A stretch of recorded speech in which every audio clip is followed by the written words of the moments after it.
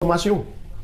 Le Rwanda fait l'effort de pouvoir apporter de la valeur ajoutée à ce qu'ils ont déjà. Voilà. Et c'est la transformation. On a vu, après l'indépendance en 1960, on était dans une culture artisanale. Et à un moment donné, on commençait progressivement à aller dans une culture motorisée. De sorte à ce que, à une certaine période, peut-être 20 ans, 30 ans, on va aboutir maintenant à la transformation parce que c'est un processus. Moi, je connais par exemple une structure au nord, à Féké, ADRT.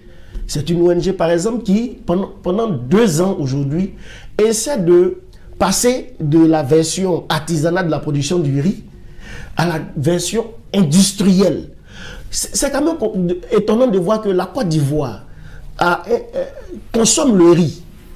Mais le riz représente, si je veux dire, 80% de la consommation en Côte d'Ivoire. Et on prend le riz pour faire de la boisson. Puis on importe le riz. Ça veut dire que déjà on n'en a pas assez pour nous-mêmes, pour consommer nous-mêmes. On importe et puis au lieu d'utiliser ça pour la consommation directe, on pense à pour faire de la boisson. Mais vous voyez que derrière, il y a toute une éducation qui doit se faire et qui doit s'accompagner. Et c'est ce qui est important.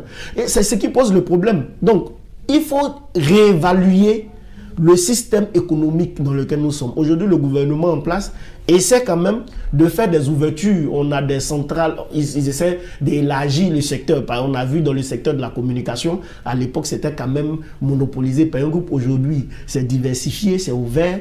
Donc, peu à peu, on a vu, il y a une autre usine de transformation des ciments qui est née il y a moins d'1 an. On voit une entreprise, une usine qui va faire l'assemblage de véhicules. Bon, on progresse au fur et à mesure, mais pour un État comme la Côte d'Ivoire où on dit avec la croissance économique, là encore il faut expliquer. La croissance, oui, c'est vrai, mais bon, il faut expliquer après. Mais pour un pays comme la Côte d'Ivoire, on parle de cette croissance.